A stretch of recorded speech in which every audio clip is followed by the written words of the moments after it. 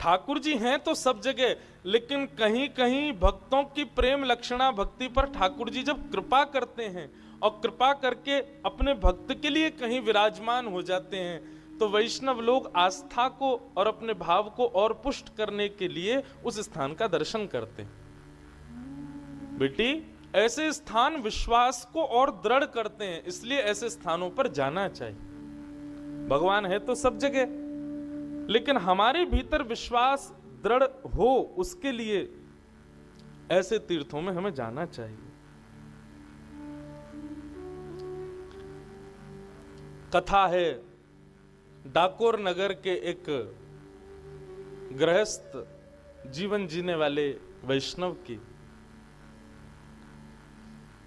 जो कि हर एकादशी पर द्वारिका जाते हैं और द्वारिका जाकर के ठाकुर जी का दर्शन करते, रात भर जागरण करते द्वारिकाधीश के सामने बैठ करके, और जागरण करने के पश्चात फिर वापस डाकोर जी आते। धीरे धीरे ये क्रम करते करते करते करते वो वैष्णव वृद्ध हो गया। ये निवृत्तिनाथ जी ये कथा सुना रहे हैं मीराबाई को। वैष्णव वृद्ध हो गया। अब वृद्ध हो गया तो पहले जैसी ऊर्जा नहीं रही, जाने में इतनी दिक्कत भी होती थी। कई बार तो एकादशी पूर्ण हो जाती, द्वादशी लग जाती, बेचारे तब पहुंचते, आके फिर ठाकुर जी से क्षमा मांगते, भगवान मेरा नियम थोड़ा सा टूट रहा है, क्या करूं, वृद्धावस्था हो गई है मेरी, अब मैं ज्यादा कुछ कर नहीं पाता, भगवान अब क्या बताएं, डाकोर जी से द्वारिका इतना दूर भी तो है। एक दिन एकादशी के दिन वो वैष्णव जब द्वारिका पहुंचे तो रात्रि में जागरण करते करते करते करते उनके नेत्र बंद हो गए, और बंद होते ही उनके चित्त में ऐसा भाव आया कि श्री द्वारिकाधीश उनके गले लग गए हैं और उनके साथ उनकी बैलगाड़ी में बैठ करके डाकोर जी जा रहे हैं। ये दृश्य जैसे उनको अपने चित्त में दिखा वो भाव नेत्र खोल करके जब उन्होंने अनुभव किया, बोले कि कहीं ठाकुर जी आज्ञा तो नहीं कर रहे कि तू मुझको ले चल। अरे ये पाप नहीं कर सकता मैं, पुजारी मुझे बहुत मारेंगे, जान से मार देंगे मुझे। लेकिन मन में सोचने लगे ज्यादा से ज्यादा क्या होगा, मरूंगा, लेकिन अपने ठाकुर को एक बार गले तो लगा लूंगा। अरे साहस कर लूं, पूरा जीवन तो मैंने व्यतीत कर दिया एकादशियां यही मना करके। अब ये भाव मेरे हृदय में आया, इसका मतलब द्वारिकाधीश आज्ञा दे रहे हैं। अपना नाम लेकर के बोले आज पीछे मत हट। अरे किससे डरता है तू, द्वारिकाधीश तेरा स्वामी है, उसके आगे किससे डरता है तू, आज थोड़ा साहस कर ले, ठाकुर जी को लेके भाग चलते हैं ठाकुर जी। और अर्धरात्रि का समय जैसे तैसे करके मंदिर के अंदर प्रवेश कर गए, सामने शंख चक्र गदा पद्मधारी चतुर्भुज द्वारिकाधीश का दर्शन किया। आहा, मन में पहले विचार करने लगे ये तो बड़े भारी होंगे, इनको कैसे उठाऊं, लेकिन जैसे ही अंक में भर के उठाया तो मानो ठाकुर जी कोई 2 महीना के बालक के समान हल्के हो गए, पहले से तैयार बैठे थे, ले चल मुझे।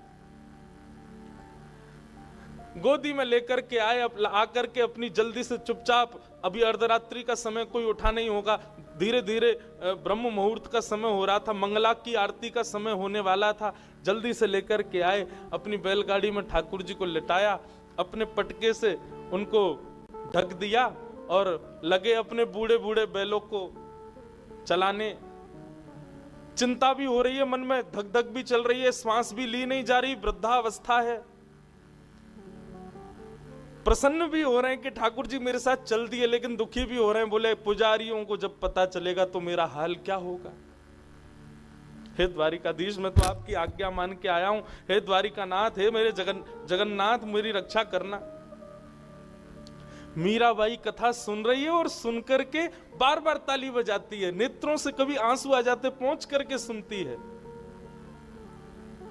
फिर क्या हुआ, बोले वो वैष्णव ठाकुर जी को लेकर के जाने लगा। इतने में ही द्वारिकाधीश के मंदिर में पुजारियों ने जब प्रवेश किया, हल्ला मच गया पूरी द्वारिका में, ठाकुर जी चोरी हो गए, ठाकुर जी चोरी हो गए, ठाकुर जी को कोई ले गया। पूरी द्वारिका की खोज की गई, कौन था रात्रि में यहां पर, तो पता चला कुछ वैष्णव जागरण कर रहे थे। तभी उनसे पूछताछ हुई तो वो बोले एक हमारे साथ डाकोर जी का भक्त था, वो नहीं मिल रहा है, बाकी सब यहीं है। अपने अपने घोड़ों पर बैठ करके लोग दौड़े ठाकुर जी के मार्ग पर। वो वैष्णव ठाकुर जी को लेकर के जा रहा था, वो पीछे मुड़ मुड़ करके देख रहा था, तभी देखा कि प्रचंड धूल उड़ रही है, मानो घोड़े आ रहे हैं। अब तो घबराहट भरने लगी, बेचारे बूढ़े बूढ़े बैल कितना भागेंगे, और भगा में उनको बोले भागो, लेकिन ठाकुर जी तो बहुत दूर है अभी। मन में विचार करने लगे क्या करें।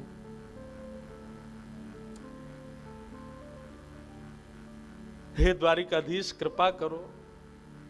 तभी एक बावड़ी, एक तालाब जैसा रास्ते में दिखाई दिया, और उनके हृदय में तुरंत चेतना आ गई कि मैं ठाकुर जी को लेकर के नीचे इसमें विराजमान करके, और मैं खाली बैलगाड़ी लेके आगे बढ़ूंगा। जब बैलगाड़ी में कोई दिखेगा नहीं तो सैनिक छोड़ देंगे, जब सैनिक भाग जाएंगे तब लेके फिर चला जाऊंगा।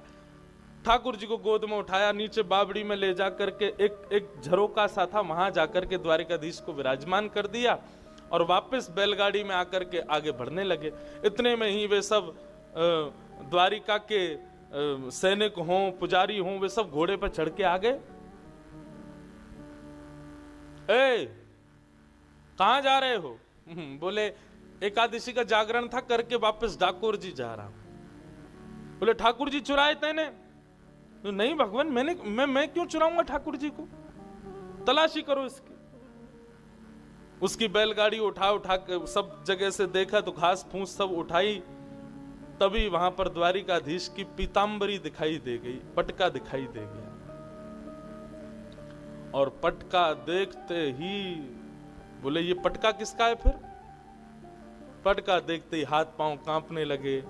जैसे ही हाथ पांव कांपते हुए देखे, बोले इसी ने ही चोरी किए, ठाकुर जी कहीं रख दिए, पूछो इससे। एक दो बार पूछा, नहीं बताया तो सबने उसको बहुत मारा।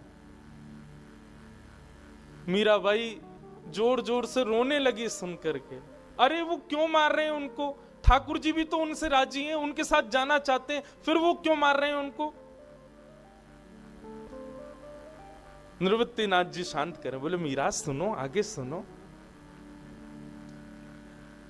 बहुत मारा, लहूलुहान हो गया वो वैष्णव। जब रक्त निकलने लगा तब हाथ जोड़ करके मुस्कुराने लगा, बोले कोई बात नहीं, मेरे प्राण निकल जाएं, लेकिन मेरी अंतिम इच्छा पूर्ण हो गई ना, द्वारिकाधीश को मैंने गले लगा लिया, अब भले ही मेरे प्राण निकल जाए। इतने में ही उस बावड़ी में से आवाज आने लगी, अरे मूर्खों, तुम मेरे भक्त को मान रहे हो? क्या तुम्हें पता नहीं कि भक्त और भगवान में अंतर नहीं होता? तुम उसको मार रहे हो, क्यों मार रहे हो? वो मुझे लेकर के नहीं जा रहा है, मैं उसके साथ जाना चाहता हूं, मेरी इच्छा है उसके साथ जाने की। और तुम लोग जो उसको पीड़ा दे रहे हो, उस पीड़ा का परिणाम देखो, मेरे भी अंग से रक्त निकल रहा है, पूरे तालाब का रंग रक्त वर्ण का हो गया है। जब ये स्वर सुना, सब पुजारी और सैनिकों ने जाकर के जब बावड़ी में देखा तो पूरी बावड़ी का रंग रक्त वर्ण का हो गया।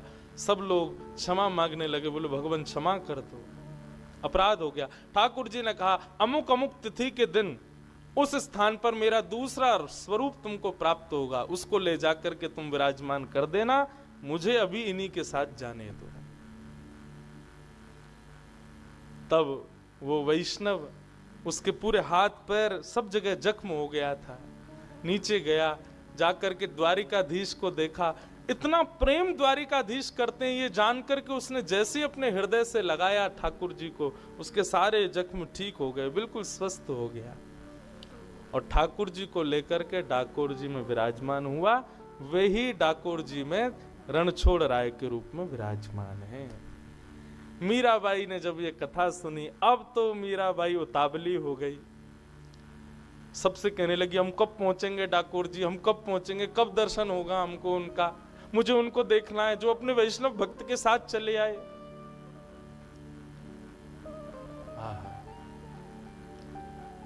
ऐसे निवृत्तिनाथ जी मीराबाई के जीवन में भक्ति को और पुष्ट करने के लिए पधारे।